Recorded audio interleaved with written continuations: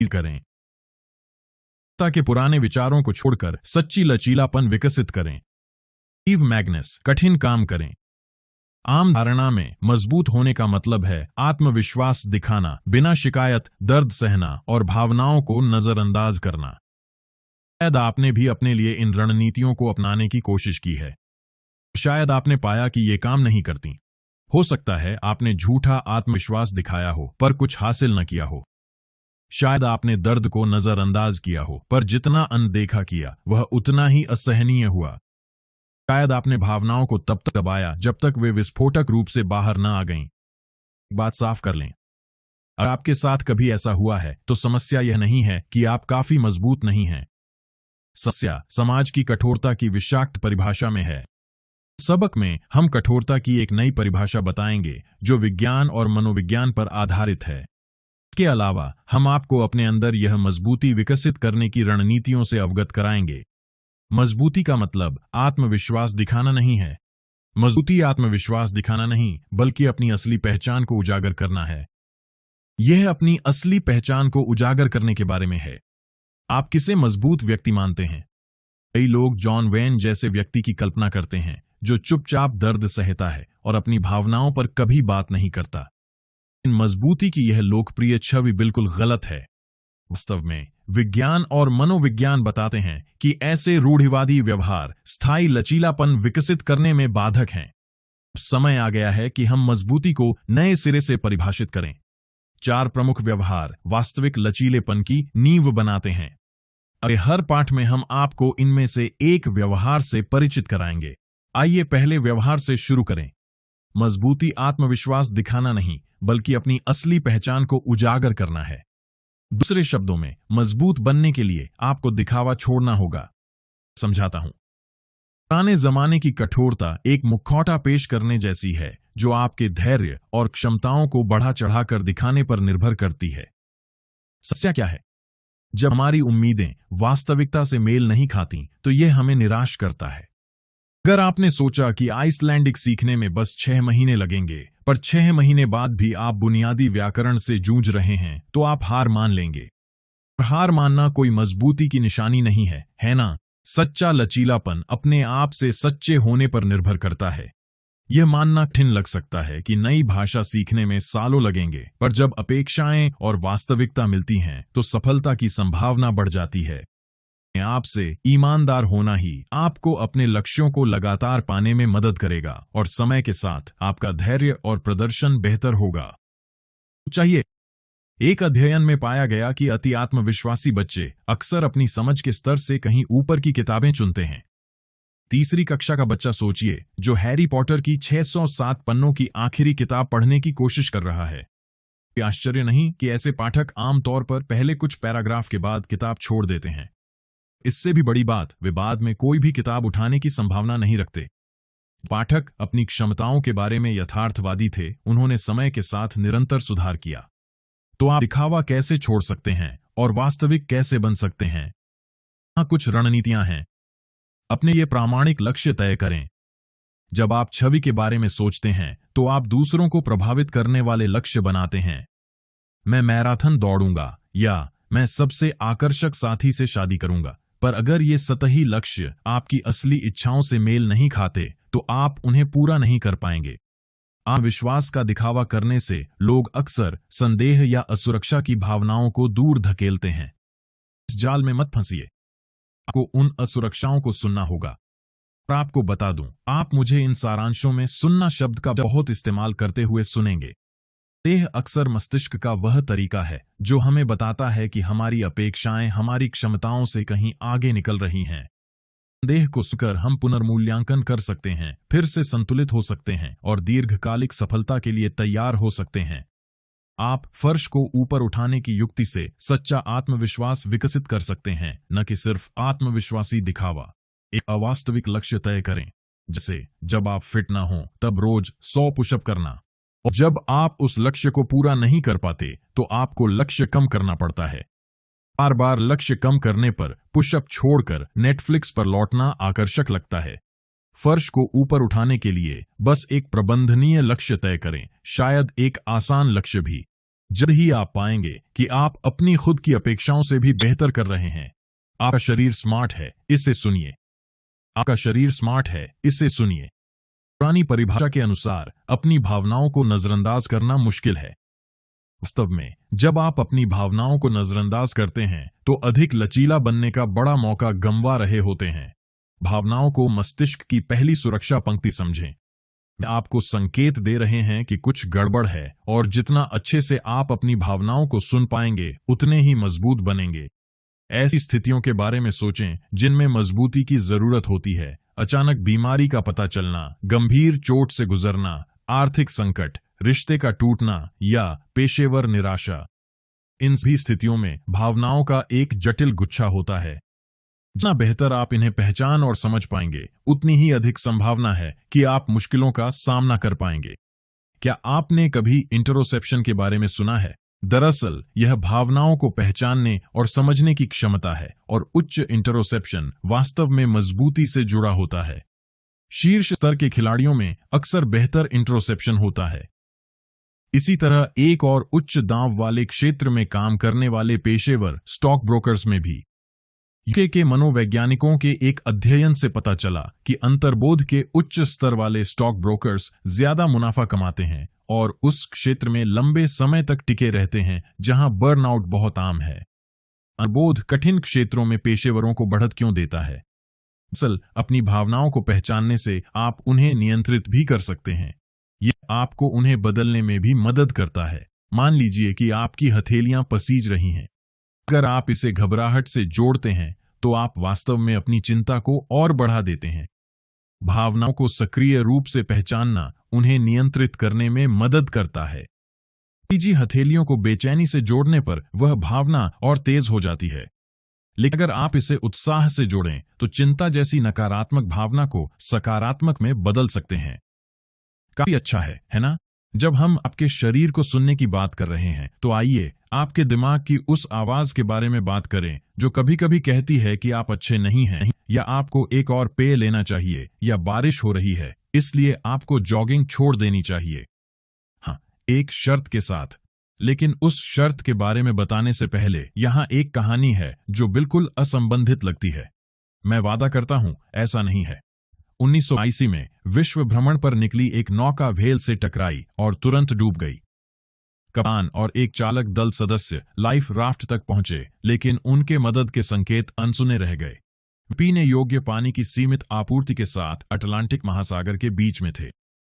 उनका बचाव पानी का सही राशन करने पर निर्भर था, भले ही वे अकल्पनीय प्यास का सामना कर रहे थे।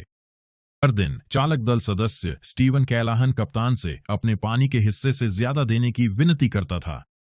दिन कप्तान अपने फैसले पर अडिग रहा। कप्तान की वजह से स्टीवन कैलाहन इस मुसीबत से बच गया।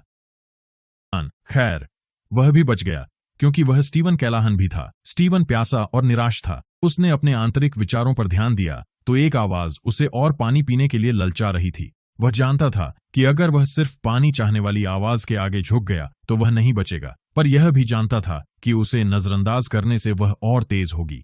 इसलिए उसने अपनी आंतरिक आवाज के विभिन्न पहलुओं को अलग अलग भूमिकाएं दी। हताश चालक दल सदस्य ने अपनी निराशा जताई, लेकिन स्थिर कप्तान जो स्टीवन के अधिक तार्किक या तर्कसंगत आवाज जीत गई।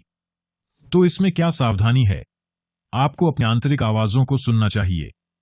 अपने मन नकारात्मक या विनाशकारी आवाजों को नजरअंदाज न करें। ऐसा करने से वे और तेज हो जाएंगी।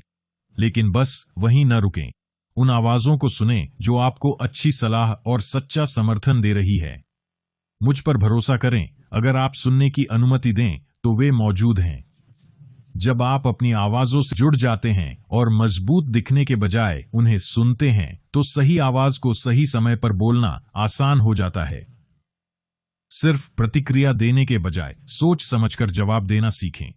सिर्फ प्रतिक्रिया देने के बजाय सोच समझकर जवाब देना सीखें। विस्कॉन्सिन विश्वविद्यालय के एक प्रयोग में 2 समूहों की कलाई के नीचे संवेदनशील त्वचा पर गर्म प्रोब रखा गया।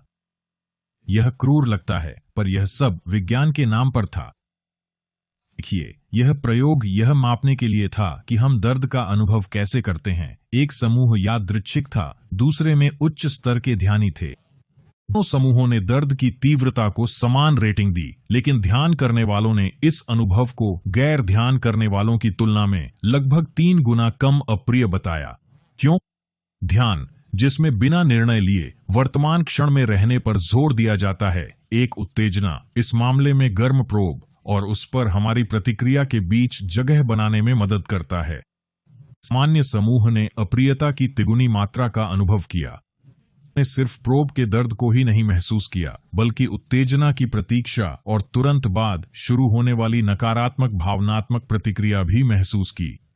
ध्यान करने वालों ने दर्द महसूस किया, लेकिन वे धीमे हो सके, खुद को शांत कर सके और अपनी स्वचालित आदतों को रोक सके। दूसरे शब्दों में, वे भावना महसूस करते हैं, लेकिन घबराहट को रोक लेते हैं। आप इस स्तर की मजबूती कैसे हासिल कर सकते हैं? अध्ययन बताते हैं कि सिर्फ 4 दिन का माइंडफुलनेस प्रशिक्षण भी नकारात्मक उत्तेजनाओं से निपटने की क्षमता में बहुत सुधार ला सकता है। एक और भी सरल समाधान, दर्द से बचने की कोशिश बंद करें। मजेदार बात है, यह उल्टा असर करता है। अगर आपको गुस्से में शांत रहने को कहा गया हो, तो आप जानते हैं यह कितनी बेक सलाह है, फिर भी हम दर्द में यही करते हैं। इसके बजाय शांत आंतरिक बातचीत से दर्द को स्वीकारें। एक मैराथन धावक की कल्पना करें जिसकी मांसपेशियां जल रही हैं। ऐसी बातचीत उत्तेजना और प्रतिक्रिया के बीच जगह नहीं बनाती। अरे नहीं, यह दर्द है, यह पीड़ा है, इसे नजरअंदाज करो, इससे आगे बढ़ो। पर यह बहुत दर्द करता है। शांत बातचीत अधिक सोची समझी प्रतिक्रिया की जगह बनाती है। कुछ ऐसा हो सकता है, अरे नहीं, यह दर्द है, कोई बात नहीं, यह सामान्य है, ले रहो, सांस लेते रहो, तुम कर सकते हो। यह तरीका भावनात्मक दर्द पर भी उतना ही अच्छा काम करता है। अपने साथी के साथ निराशाजनक बहस से लेकर रोड रेज तक उत्तेजना और प्रतिक्रिया के बीच जितनी जगह बनाएंगे, उतनी ही शांति से आप मुद्दों और ट्रिगर्स से निपट पाएंगे। शांत आंतरिक संवाद के लिए ये हैं कुंजियां। उस अनुभूति को स्वीकारें जो आपको उत्तेजित कर रही है। यह दिखावा न करें कि आप इसे महसूस नहीं करते। आपका दिमाग तब तक और अधिक तेजी से संकेत देगा जब तक आप वास्तव में इसे नजरअंदाज नहीं कर सकते। अपने विचारों के पैटर्न को पहचानें। किस उत्तेजना के जवाब में आपके विचार किस दिशा में जाते हैं? क्या कोई ऐसा पैटर्न है जिसे आप पहचान सकते हैं? आपको क्यों लगता है कि वे हमेशा इसी दिशा में बढ़ते हैं? स्वीकार करें जब आपको हार मानने या भड़कने की इच्छा हो। उस आवेग से बचने के लिए आत्मसंवाद का प्रयोग करें। यह एक उच्च स्तरीय मानसिक कौशल है और आप इसे हमेशा पूरी तरह नहीं कर पाएंगे, लेकिन भावना और आवेग के बीच जितनी जगह बनाएंगे, उतनी ही बेहतर तरीके से चुनौतीपूर्ण स्थितियों से निपट पाएंगे। वास्तविक लचीलेपन का गुप्त तत्व है जुनून। वास्तविक लचीलेपन का गुप्त तत्व है जुनून। विश्व चैंपियन को अन्य उत्कृष्ट खिलाड़ियों से क्या अलग करता है? वह क्या विशेष गुण है जिससे एक प्रतिभाशाली व्यक्ति ऐसी कंपनी या आविष्कार कर सकता है जो तहलका मचा दे, जबकि उतना ही प्रतिभाशाली व्यक्ति कोई प्रभाव नहीं छोड़ पाता? कुछ लोग खुद को लंबे समय तक क्यों आगे बढ़ा सकते हैं और औसत से बेहतर प्रदर्शन कर सकते हैं? जून। भले ही आप पूरी तरह थक चुके हों और गिरने की कगार पर हों, फिर भी आप आगे बढ़ सकते हैं। आपका दिमाग आपको जीवित और स्वस्थ रखने में रुचि रखता है। आपको तब तक नहीं चलने देगा जब तक आप बिल्कुल खाली न हो जाए, लेकिन कुछ लोग अपनी ऊर्जा को दूसरों से ज्यादा निचोड़ सकते हैं। प्रेम और जुनून की एक मजबूत भावना। जुनून के बारे में बात करने से पहले आइए प्रेरणा पर थोड़ी चर्चा करें। मनोविज्ञान के प्रोफेसर एडवर्ड डेसी ने एक प्रयोग किया जिसमें 2 समूहों को ब्लॉक देकर एक जटिल निर्माण बनाने को कहा गया। समूह ए को कोई प्रोत्साहन नहीं दिया गया, लेकिन उन्हें अपना काम अच्छे से पूरा करने में आंतरिक प्रेरणा मिली। समूह बी को बाहरी प्रेरणा दी गई, यानी वो प्रेरणा जो खुद के बाहर से आती है। इस मामले में हर निर्माण के लिए पैसे का इनाम। तो कौन सा समूह ज्यादा प्रेरित था? समूह बी। हाँ, बिल्कुल। कम से कम शुरुआत में। पैसे का इनाम हटाने के बाद उनकी प्रेरणा बहुत कम हो गई। लोगों ने तो बनाना ही बंद कर दिया। यहां सबक है कि आंतरिक प्रेरणा बाहरी प्रेरणा से ज्यादा महत्वपूर्ण है, अधिक टिकाऊ भी है। बाहरी प्रेरणाएं कभी भी बदल या गायब हो सकती हैं, अंत प्रेरणा स्थिर रहती है। अगर आप किसी चीज में सफल होना चाहते हैं तो आंतरिक प्रेरणा का उपयोग करें, और अगर आपको कोई नहीं मिलती, शायद अपने आप से पूछें कि क्या आप सही लक्ष्यों का पीछा कर रहे हैं। असाधारण प्रेरणा वाले लोगों में अपने लक्ष्यों को पाने के लिए एक आंतरिक प्रेरणा होती है। यह अपरिवर्तनीय उद्देश्य की भावना जो आध्यात्मिकता, बुद्धि, समुदाय या मिशन से जुड़ी होती है, उन्हें गहराई से जुटने की शक्ति देती है। उद्देश्य हमें गंभीर आघात से उभरने में मदद करता है, और कभी कभी इसी आघात में हमें अपना उद्देश्य मिलता है। आपने पोस्ट ट्रॉमेटिक स्ट्रेस के बारे में सुना होगा। कम जानी जाती है पोस्ट ट्रॉमेटिक ग्रोथ की घटना। पोस्ट ट्रॉमेटिक ग्रोथ वाले लोग गंभीर आघात के बाद नया उद्देश्य और जीवन की गहरी सराहना महसूस करते हैं। वियतनाम युद्ध के बंदियों पर एक अध्ययन ने आघात के प्रति उनकी प्रतिक्रिया का आकलन किया। इससे पता चला कि जो लोग सबसे लंबे समय तक कैद में रहे, उन्होंने विपरीत रूप से सबसे अधिक का अनुभव किया। आघात इतना गंभीर था कि उनका विश्व दृष्टिकोण और मान्यताएं चकनाचूर हो गईं। संक्षेप में, उनका मुखौटा। कुछ लोगों के लिए इस टूटने ने उद्देश्य की एक नई भावना का रास्ता दिखाया, जिससे वे गहराई से जुटे, दृढ़ रहे और जीवित बचे। अब यह वास्तविक मजबूती है। आइए उस विषाक्त कठोरता से दूर हटें जो हमें चुपचाप सहने, भावनाओं को दबाने और दर्द से गुजरने की मांग करती है। सच्ची मजबूती और गहरा लचीलापन अपने शरीर की सुनने, भावनाओं को स्वीकारने, चुनौतियों का समझदारी से सामना करने और अंधेरे पलों में भी गहराई तक जाने की आंतरिक प्रेरणा से आता है। आपने अभी स्टीव मैग्नस की डू हार्ड थिंग्स का हमारा सारांश सुना। अंतिम सारांश। सबसे महत्वपूर्ण बात यह है कि कठोर दिखना और वास्तव में मजबूत होना दो अलग चीजें हैं।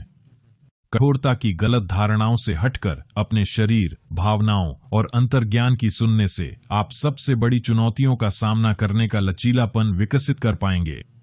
और यहाँ कुछ व्यावहारिक सलाह है। थोड़ा समय लें। अगर आप किसी नकारात्मक स्थिति से जूझ रहे हैं तो थोड़ा दूर से देखें। खुद पूछें कि 6 महीने, 1 साल या 10 साल बाद आप इस मुद्दे के बारे में कैसा महसूस करेंगे। यह समस्या से दूरी बनाने और उसके महत्व को नए सिरे से समझने का एक तेज तरीका है।